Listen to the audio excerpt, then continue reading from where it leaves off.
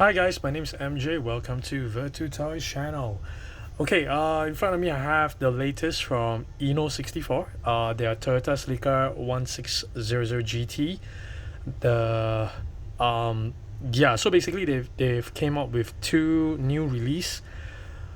Two very different versions of the same car basically. So I do quite like that Inno has started to branch into doing that, where even though it's the same car but there's different trim levels and there's a lot more different details to it. So we're gonna check them out, and you would have noticed by now, I do have a different kind of format. I don't unbox them from the display models anymore because I do more Facebook Live. During Facebook Live through Collector's Cube, okay, we will do the unboxing whenever there's any new arrivals. So we have unboxed both of them, and then they are already on display at Collector's Cube outlet.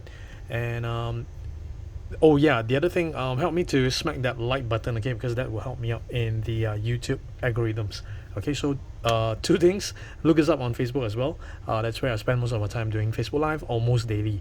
So the first CELICA that Inno came out with was this version. It was released as Macau GP exclusive model. Okay, Toyota CELICA GT number 24 Crown Motors Racing Team. So now this is I think it's a winner. Yes, this is a winner car in 1974.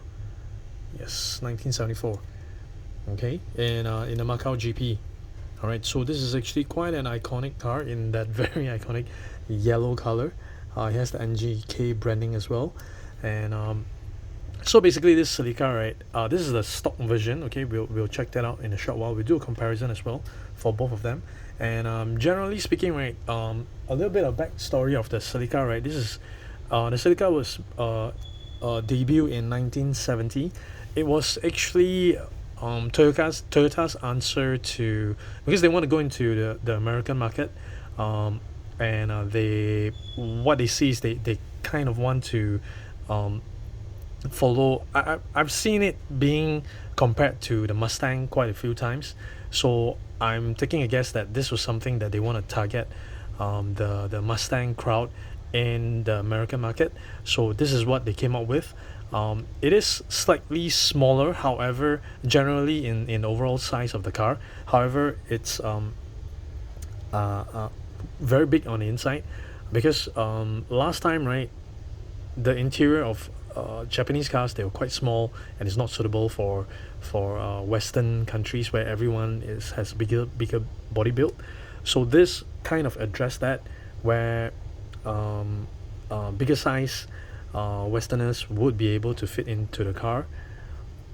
Okay, so this was an answer to the Mustang in the American market, and this is also, if I got it right, this was one of the first few models that was partially partially assembled by machines, automated, so their build quality was actually quite a lot better than its counterparts in the American market.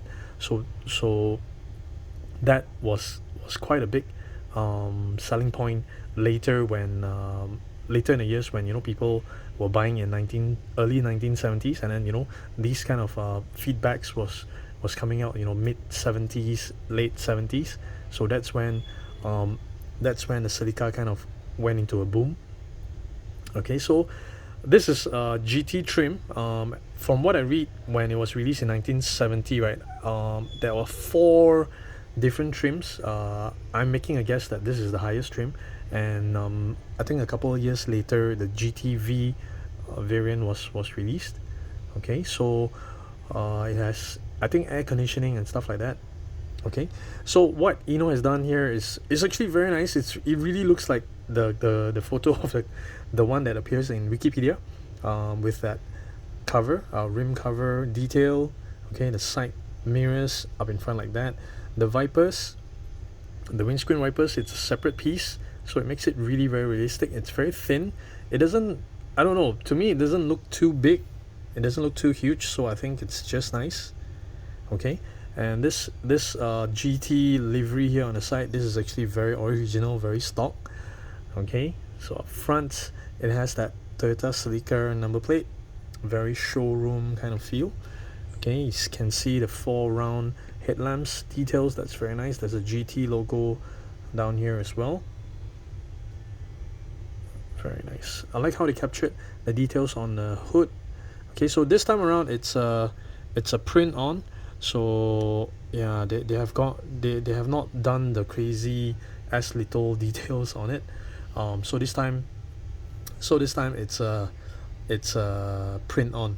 Okay, so quite often and not recently, right, Inno has gone all the way to make all the different little details. So this one they skipped it. Okay, so you can see on the side. Okay, there's a very nice logo down here as well. I can't really see what logo is that.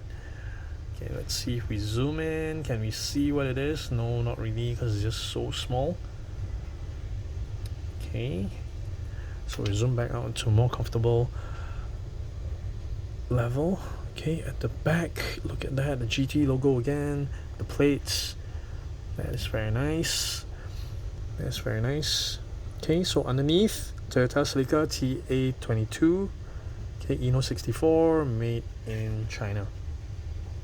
Okay, alright, nice, nice. So even at the back, right, yeah, I see the exhaust details. Yeah, yep. Okay, so this was the first version that Inno released, the circuit version, the circuit racing version. So you can see there's a front lip here. This is very very classic. This is very classic 70s. Look, okay, this one didn't come with that muffler. I wonder, is it just mine or no? It doesn't. It does not. So that is one of the more obvious difference that I've seen so far. The front lip as well. Okay, the bumper. Do they look the same? They do kind of look the same. They kind of look the same. The bumper, just different in color.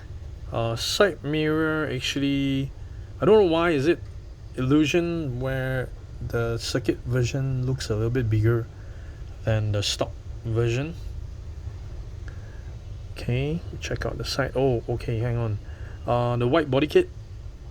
So the circuit version does look like it's wider than the does look like it's wider. Come, let's just do a quick comparison. I think they are oh, okay. The wheelbase, okay, the wheelbase is definitely wider. The circuit version is definitely wider. It does look like it's just being spaced out. Okay, because it doesn't have the muffler because the exhaust only comes out here on the side. So that is, you see, yeah, I see the base is pretty much, the base details are pretty much the same. However, you know, yeah, I can see the provision made. You see the 2 holes here, that is for this exhaust, and then you see the 2 holes here, that would be for the muffler here. Okay, so I think the base design is the same. Okay, base is the same, but yeah, the body is probably different. Okay, because this is not a separate piece. The over fenders, it's a single piece together with the body. So I guess this is a separate mold. That would be my guess. The windscreen wipers detail is pretty much the same, but it does look like, yeah, it's wider. You can see the top of the roof. It looks bigger, right, than the stock version. Windscreen does look a little bit bigger as well. Nice. Oh, nice. Nicely pulled off by Inno. Nicely pulled off by Inno. So you can see, even though it's a little bit here and there, but it makes such a big difference. Oh, there. This is a later version, I guess, compared to the stock. Because this is probably in 1970, 1971. And this was raced in 1974. I think 1974, if I'm not mistaken, was the year when they introduced the lift back version, I think. So it was kind of at the tail end of this design, this model. So I guess, yeah, I guess that's why the tail lights are different. Okay, but still very nice, very nicely pulled off by Inno. Okay, so we have our tame racing driver, our in-house tame racing driver Stella. Okay, she will do the roll test. Okay, so both true to Inno's commitment, all of their new models, right, will be able to roll. So this is also very nice because I do quite like that very classic rim designs. Okay, it has the Dunlop that Dunlop tire bomb. That is nice. So this is very nice, and it rolls very nicely. I'm surprised. Doesn't feel like it's stuck. It feels very solid. It feels very premium rubber. Nice. So all the printings around the car is really pretty sharp as well. I don't think they're slanted in any way. It does look quite good.